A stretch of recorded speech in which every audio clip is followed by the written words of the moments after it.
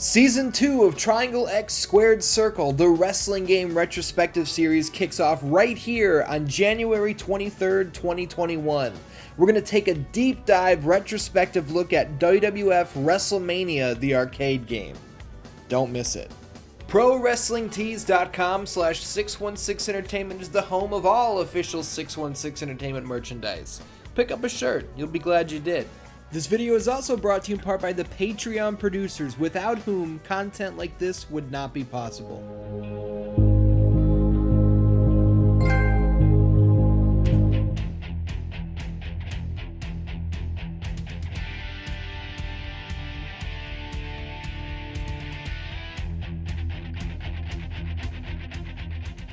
Professional wrestling is an art form that's often misconstrued by outsiders. Oh, it's just two half-naked men rolling around.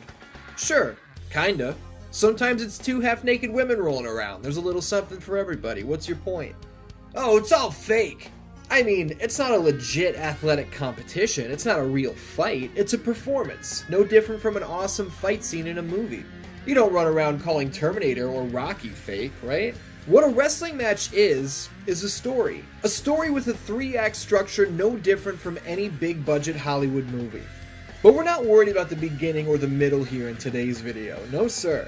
Today's focus is on the end of the story. And what brings an end to a wrestling match? A badass finishing move. A great finishing move, to me, is a move that gets the job done, more often than not. A move that when the guy on offense hits it, you know the 3 count is right around the corner.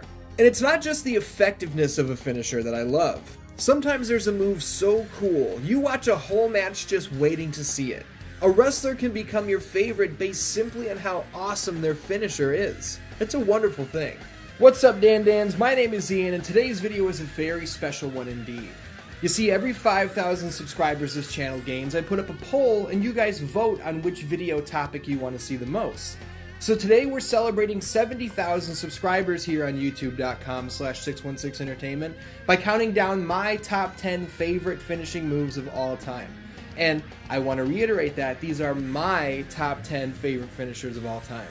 They're not yours, they're not somebody else's, this isn't somebody else's list. If there's a move that you think should have been on this list, don't bother leaving a comment saying it should have been there. I know what should have been here, I wrote the list. Put your list in the comments, we will compare and contrast below, because we have different opinions, and that's okay. But without further ado, let's get to it. Right off the bat, we gotta hit a tried and true classic. Back in the day, there wasn't a move in anyone's arsenal more dangerous, more deadly, more diabolical than the DDT. Whether it was Jake the Snake Roberts planting you on your head in the 80s or Raven adding his even flow style to it in the 90s, one thing was for certain, you were not getting up from the DDT. Nowadays, this move is a throwaway maneuver that no one even thinks about before attempting, and that's... oh man, it's sad. But fuck today. Way back when, this one was top of the line. There are a million finisher lists on the internet, without a doubt. I've noticed, though, that tag team finishers are often separated from the standard moves. And on that, I call bullshit. The 3D is one of the coolest fucking moves of all time. I don't care if it takes 2 people to pull it off. If you got hit with the Dudley Death Drop, the match was over. End of story. In fact, in the 20 plus years that Bubba Ray and Devon have been nailing this maneuver, it has only been kicked out of twice. Twice!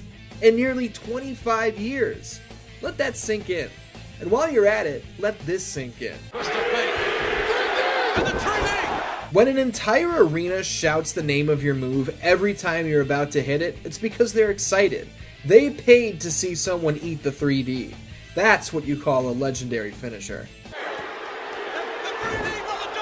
Stone Cold Steve Austin is one of the biggest icons in the history of pro wrestling. There's no argument to be had on the subject. He's on the Mount Rushmore. That's a no-brainer. His catchphrases were amazing. Stomp a mud hole in your ass and walk it dry. His t-shirts were top sellers. But you know what isn't cited often enough when it comes to why Austin was so over? His finisher. The Stone Cold Stunner was fucking cool. You could hit it out of the blue. You could hit it on the big guys. Hit it on the small guys. Hit it on a woman. On an old man. It didn't matter. When Stone pulled through a kick at his opponent's midsection, you jumped out of your seat. And that's the bottom line. Listen, you already know if you watch my top 10 favorite wrestlers of all time video that I'm a big fan of Kevin Nash. The guy is the epitome of cool, and his ability to star in an entertaining storyline or match anywhere on the card is a skill that not just anyone can claim. But forget all that, let's jump straight to his finish. The Jackknife Powerbomb is awesome. And what makes Nash's Powerbomb so great is that he's 7 fucking feet tall. This is not a ride you want to take, that's for damn sure. And yeah, it might look more violent to unsafely and unprofessionally spike guys on their heads like Vader, but that's not what makes Nash's version a great finisher. Big Daddy Cool could hit this move on anyone, man, from Rey Mysterio all the way up to the Giant. Watch this!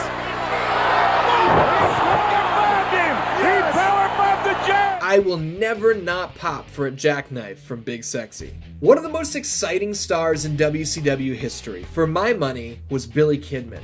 And his shooting star press was a thing of beauty. In 1998, I had seen moonsaults. I had seen the frog splash.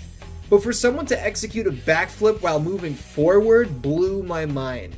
The shooting star press has been used by many stars over the years, several of which have a much more gymnast-like grace to their flip. But Kidman's was the original for me, and it cannot be beaten in my eyes. The Undertaker has had many finishers over the years. The Last Ride, the Hell's Gate. He even used a Dragon Sleeper for a very short time that was called the Taker Care of Business, which, Jesus, what a horrible name. My point is, none of these moves come close to the Tombstone Piledriver. Are you out of your mind?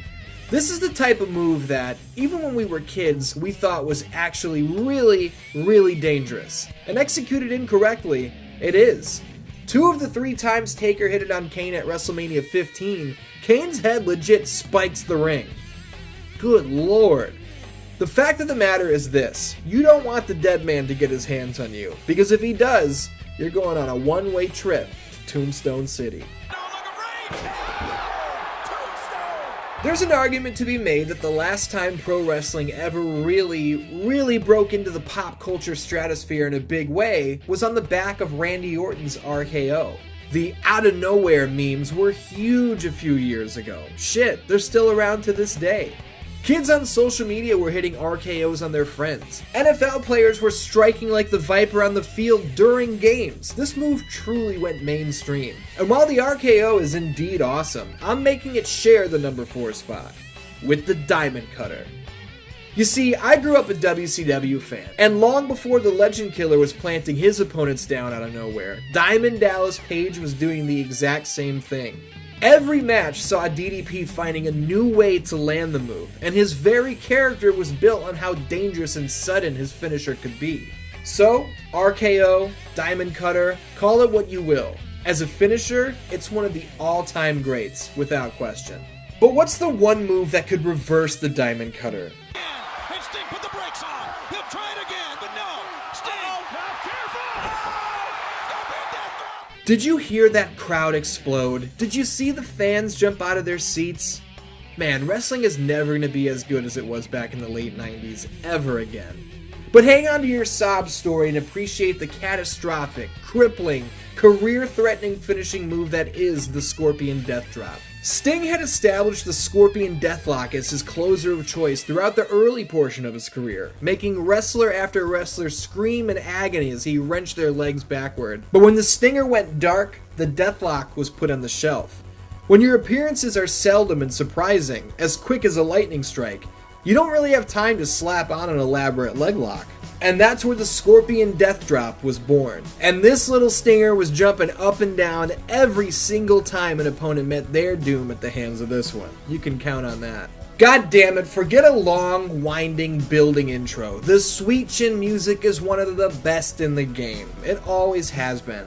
Nobody, and I mean nobody, throws this move out like the showstopper. Even though literally every wrestler in the world nowadays uses a super kick several times in every match they have and has completely killed its potency for today's product, they'll never take away the magic that was Shawn Michaels' version of the move. Whether he landed it out of desperation, tuned up the band, or was using it to end the career of one of the best to ever do it, it never made a difference.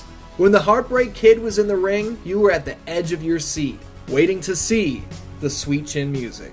Listen, Jeff Hardy's Swanton Bomb is my favorite finisher of all time. There's nothing that even comes close. This move looks like $1 million each and every time he hits it. I think one of the things that makes this move so special is the variety of ways in which the charismatic Enigma has pulled it off over the decades.